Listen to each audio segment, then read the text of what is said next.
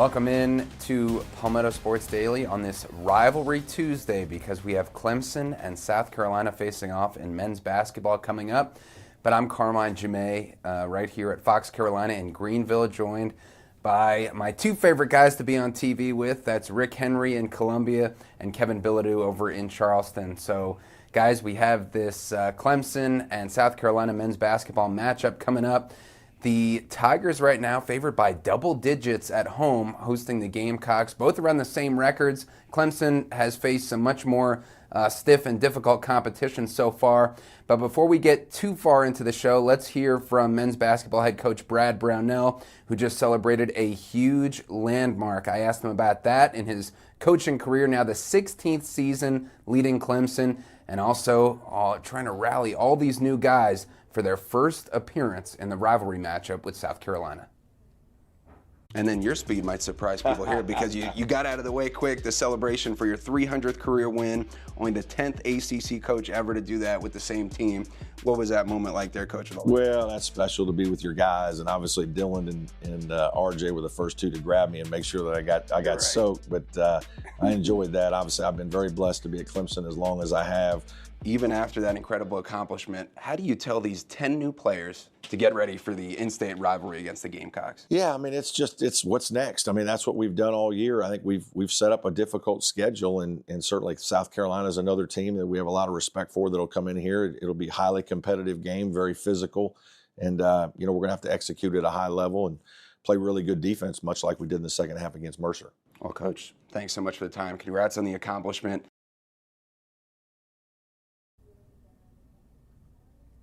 And if you're in our area and you get Fox Carolina, or you want to stream us live on digital, foxcarolina.com, you can watch that every Monday night at 7 o'clock. Monday night's Clemson night. And then next Monday, I'll be breaking down this exact game, Clemson and South Carolina men's basketball with the coach, Brad Brownell, 7 o'clock on Monday. So enough with the promo. Let's talk about this game, guys. Rick, I'm going to go to you first because the Gamecocks have not played any ranked opponents yet. Clemson's not ranked right now, but as far as the net ranking, they're right around the top 25. They surely could be ranked if we look at this season in a week or two from now. Clemson's played 12th ranked Alabama in Tuscaloosa to a 6-point game. They really should have beaten 10th ranked BYU at Madison Square Garden with that 21-point halftime lead. They lost on a buzzer beater, and then they just beat Mercer back at home. So Clemson's had a much more difficult schedule. They look like a better team right now, even though they have 10 new players, and that's why they're favored by 12.5. But what do you think the Gamecocks need to do, Rick, to have a chance and make this really a competitive, close game like it was last year in that overtime thriller? They're going to have to hit some outside shots. I think that's one area where the Gamecocks can maybe gain an advantage on Clemson. And also, I think they need to get out to a quick lead and be able to go toe-to-toe with the Tigers from that point. One thing that impressed me about Clemson was the fact that they built a 20-point-plus lead against a nationally ranked team in BYU. Then they lost it, but they were able to fight back, and it went down to the last second. So I think Clemson, because they play tougher competition, they're playing at home. If they get out in front of the Gamecocks, I don't see them losing a lead or losing a game. So I'm going to have to favor Clemson in this one. Yeah, I would do the same thing, Rick. And I would say if South Carolina is going to have a chance, I would put a lot of it on the shoulders of Meechie Johnson. You talked about the Gamecocks needing the outside shot to fall on this one. And I think it's going to look towards Meechie Johnson, not just hitting the outside shot, but also creating shots for others and getting them open looks, and just for them to have a chance to go in there and stay close with Clemson. The thing I was thinking about with this matchup, it's obviously the big rivalry matchup, but I wonder now if this rivalry means the same to these guys. And, we talk about all the movement in college sports and the NIL and the transfer portal and everything else. But the interesting thing is, at least with football, guys have a week to get ready for the rivalry game when it's South Carolina and Clemson. You have a week to kind of fuel that hatred towards the other team and get ready for a matchup like this. These teams both coming off games that, in the last couple of days. So I don't know how much time they've had to focus on the other squad and what this rivalry means. So I wonder if it means the same to the guys these days, especially when it's a non-conference matchup like this, Carmine. Yeah, that's a really good point because, like you said, I mean, look at the last 10-day stretch for Clemson. They've been in Alabama, they've been in New York, they've been back here at Clemson. Now they play back-to-back at Clemson. But it's also not like the baseball series where you have 3 games in a row all across the state against the rivals. So, and then you have 6 transfers at Clemson. You have a bunch at South Carolina too. Last year was a lot of fun because you had so many people who had been involved in the rivalry for several years, like Chase Hunter, who hit those incredible threes down the stretch to even force overtime, and then get it to a point where the Gamecocks ended up winning in overtime, 91-88. But yeah, it'd be interesting to see how these guys, Rick, bond together in a more stressful environment. Especially, this is probably the Gamecocks' biggest test of the season so far. Yeah, this is a good point about this new era of college athletics that we're in.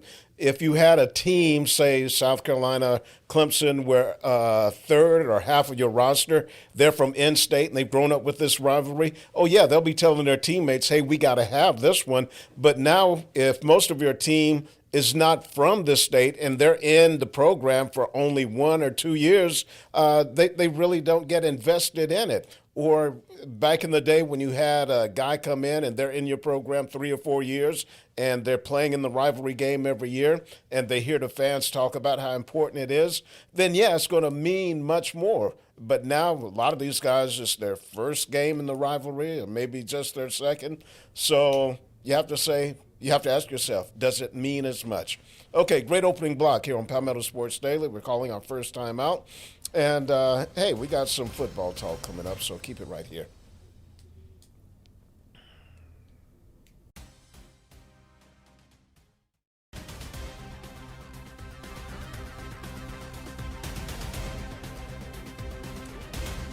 And welcome back to Palmetto Sports Daily. We're going to talk some college football now, starting with the South Carolina State Bulldogs.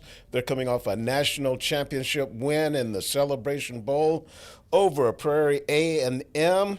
Bulldogs win at 40-38 in quadruple overtime, one of the best games I've ever covered or ever watched. There's Chennis Berry holding up the trophy. You see the confetti falling. Now, Coach Berry says he was motivated all season long by watching Jackson State in last year's Celebration Bowl celebrate with confetti coming down, and he was determined that this year they would be out there to enjoy the pageantry of confetti falling and the trophy presentation. Here's Coach Chennis. No, I was just motivated throughout, man, just because I watched that team confetti drop on their head, so that motivated me for the whole entire season. And it motivated our staff as well. So it took me a couple weeks, got back, and I told our staff, we're going to begin with the end in mind. If you read the Steve Covey book, all right, on the second quote, on the second deal is on begin with the end in mind. We always start our season off, but you look at last year's PowerPoint presentation, it had Mercedes-Benz Stadium, okay, but nothing else was on it. This year, it had Mercedes-Benz Stadium, all right, but it had that trophy next to it. So it's, again, speak what you seek until you see what you said, all right? We knew we would be here, all right, but we wanted to walk away this time with a trophy in hand. And as I stand here today, we did just that.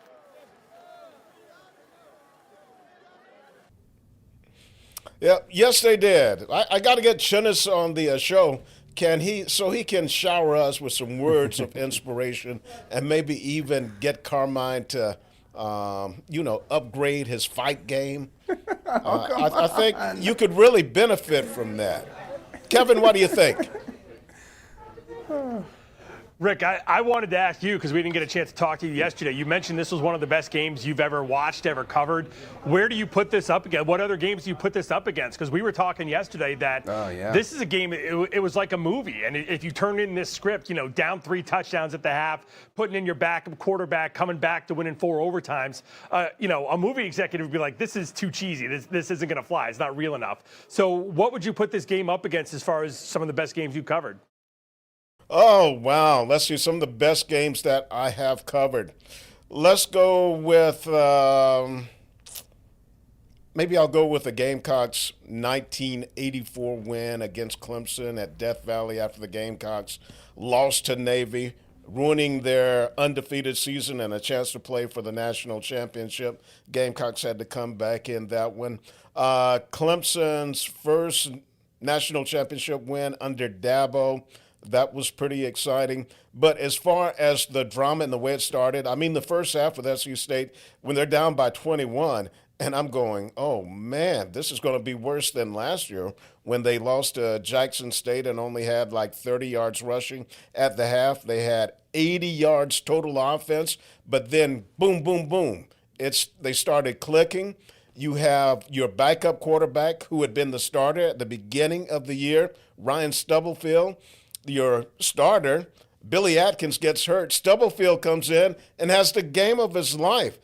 And they walk away with a national championship. So I have to put that SC State game right at the top because it was incredible. And to be there on the field during all the overtime drama, you can't beat it. That is so great. And I love those quarterback redemption stories too, Rick. And from a Clemson angle, you could throw in the Oklahoma bowl game win for the Tigers when Cole Stout was the starter. Deshaun Watson took over, and then he got injured, and Cole Stout came in and led them to a resounding win in a bowl game over Oklahoma. So just that never give up mentality. Or as Chennis Berry said, or my Angelo Dundee, who'll be my trainer as I'm Cassius Clay. I don't want to show too many moves. He said, I just want to reiterate, speak what you seek until you see what you said. Speak what you seek until you see what you said. And he spoke that he saw that trophy and eventually saw what he had said about it. So, man, anytime we can get a soundbite in about with Chennis, Kevin, we have to air it in its entirety. That was amazing. And I have to add this. I talked to Chennis about coming on and spending some time with us. He's all for it. So stay tuned for that. Good time to ask after the national title. No, I asked him before the game. I asked him that on Friday. Okay. Yeah. Okay, well, that's going to wrap up this segment of Palmetto Sports Daily. We're calling our second time out, and we've got much more on the other side.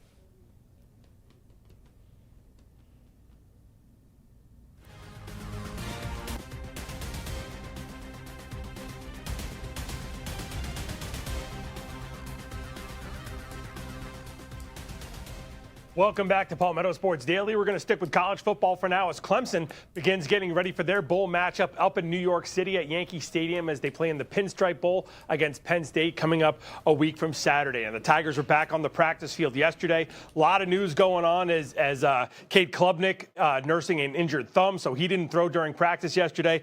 Carmine, one of the other big stories was tight end Ian Shefflin, of course, the former star basketball player for the Tigers, tried out and played football for this season.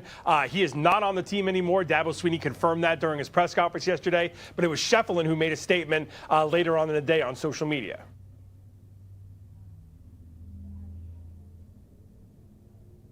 Yeah. So a lot of guys unavailable. That's a big, long list. Oh, back to us. Sorry, didn't mean to interrupt Dabo there, but I definitely didn't want to interrupt Kevin. But yeah, Ian Shefflin did make that statement, Kevin, as you were talking about, and it was too bad that his time with the Tigers, didn't work out better. Of course, he had the run-in with the law at the beginning of the season, missed one game with a slight suspension, then he came back, but very good with the media and all his teammates from all accounts the entire time. They tried to lob a few up to him in the end zone for touchdowns, being that he's 6'8", or I guess he actually decreased his height 1 inch, 6'7", to be a tight end, not the 6'7" trend that's been going around. But he only had 2 touches, I think, all season, and both of them were really short plays. One was a handoff, I think, or technically a pass against Georgia Tech. The other one, he actually did catch a pass for about 6 or 7 yards against Furman. But yeah, it didn't quite pan out how he wanted to, and he's looking back toward basketball, not to being on the Clemson team, which when I first saw that news broke, I was like, oh my gosh, he's joining Clemson again. That would be amazing. But no, probably just for a professional career, which, Dabo and him thought might work out for being a tight end with his size, strength, and speed. But one of 26 Clemson players that will not be playing in the bowl game, 17 because of injury, the other 9 because of a situation like Ian, or because they're getting ready for the draft and they want to preserve themselves, like Avion Terrell, Peter Woods, TJ Parker, DeMonte Capehart. And one of the injured players is going to be Antonio Williams, the all-conference wide receiver, and of course, Irmo star from Dutch Fork High School. So with Bryant Wesco Jr. out for the season, also at wide receiver, and one of the best in the conference too. In fact, I think he was leading the conference in touchdowns at the time of his scary injury. Thankfully, he'll be okay in the future. But without Antonio Williams, without Bryant Wesco Jr., Greenville native Tyler Brown is going to get some playing time in there, which would be cool to see, especially for next season. He's a former freshman All-American. So, Kevin, lots of opportunities for guys who don't normally see the field to get some playing time in the Pinstripe Bowl. There is, absolutely. I wanted to go back to the Sheffield thing for just a moment. He came in with a lot of hype, such a big guy, 6'7", 6'8", big time wingspan. I thought there was an opportunity there for him to really contribute on this offense this season, just as someone that maybe Klubnik could go to over the middle and, maybe be a security blanket type of tight end. Rick, should we look at this as a disappointment for his tenure on the football team, or were we maybe just expecting too much out of a guy who hadn't played organized football in several years? No, I think we were expecting too much. Well, I really wasn't expecting that much from him because he had been away from football for a while, and it's a big jump up from playing in high school and playing in a Power 5 conference. And so, if he could be like a part-time player, catch a couple of passes here and there in a few games, but it just didn't work out. So I wish him well in basketball, and I hope he can have a nice professional career. Yeah, me too. And what a hard worker. Kevin, good point. I wish it could have worked out better. But Christian Bentoncourt also shined bright as a true freshman coming in and looking pretty good. But let's hear, at tight end that is, let's hear what Dabo has to say about the opt-outs and how they're moving forward mentally into the bowl game. So a lot of guys unavailable. That's a big, long list. But guess what? Nobody cares. It's next man up, and excited to see these guys step up and go play. And man, I'm fired up. Again, we're locked in. We're not worried about who opted out. We're focused on who opted in. That's our focus. Is who's opted in, who's finishing, this game with us. And so that's basically the attitude that you have to take, Kevin. And Clemson, not the only team headed to a bowl game either. No, it's true. Coastal Carolina getting ready for their own bowl game coming up, I believe, in a couple of weeks at this point. But the Coastal also introducing their new head coach today as Ryan Beard being introduced to the media over in Conway. Tegan Brown is there and has more on the announcement. We're in Conway today for the introduction of Ryan Beard, the brand new head coach here at Coastal Carolina. Of course, Chauncey had to join along with me in this. Chauncey, how excited are you to have a new leader of the football team? He's clearly very, very excited. Let's go. It's going to be a great season, hopefully. We'll have to see. But we're going to talk all about Ryan Beard tomorrow on Palmetto Sports Daily. Of course, the head coach coming from Missouri State, here to lead at Coastal Carolina after just 3 years of the Tim Beck era ending. I'll have more on the show tomorrow. But for now, in Conway, Tegan Brown, Palmetto Sports Daily.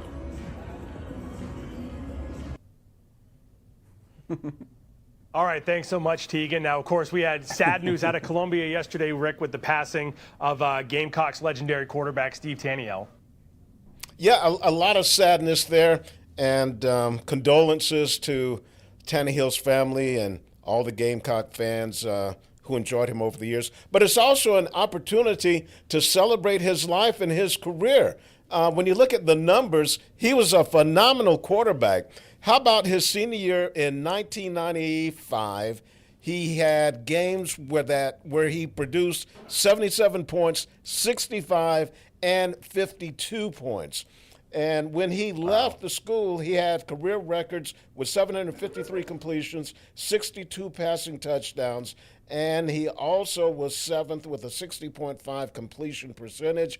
And in that 1995 year, he had 471 yards passing against Mississippi State and also 405 yards against Georgia. Now, I had an opportunity to talk to his former head coach, Brad Scott, who coached him for his final 2 seasons. Here's Coach Scott on Tannehill. Love to practice. You hear people say a lot about how much kids just love the game. Well, Steve loved the game. He's extremely competitive. And so, yeah, we did have some success there. And, he was kind of the architect of all that back there. That guy always was taught from early in my career, if you have a good quarterback, you got a chance to have a pretty good team. We certainly had a good quarterback. Yeah, those were some exciting offenses to watch. Now, Coach Scott also told me that when he first got to the school, Steve was excited about the offense he was going to be running because he came from Florida State, helped them win a national championship in 1993, and he was the offensive coordinator. All right, we're going to take another timeout, and we'll be right back to wrap up the show.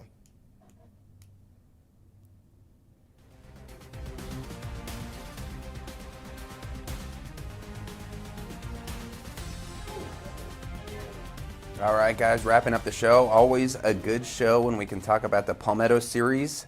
Men's basketball, South Carolina at Clemson, and I'm picking the Tigers to win 80-65 here tonight. Kevin, what about you?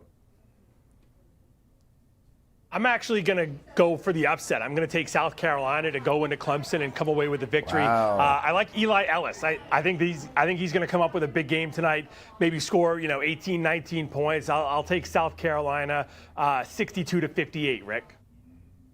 Okay, a close one. I think it could be a close game, but I got to go with Clemson at home. They played a tougher schedule. So I'm going to say the Clemson wins it 77-72. All right, that's going to wrap it up for this edition of Palmetto Sports Daily. Have a great evening, everyone, and we'll see you tomorrow, same time, same place.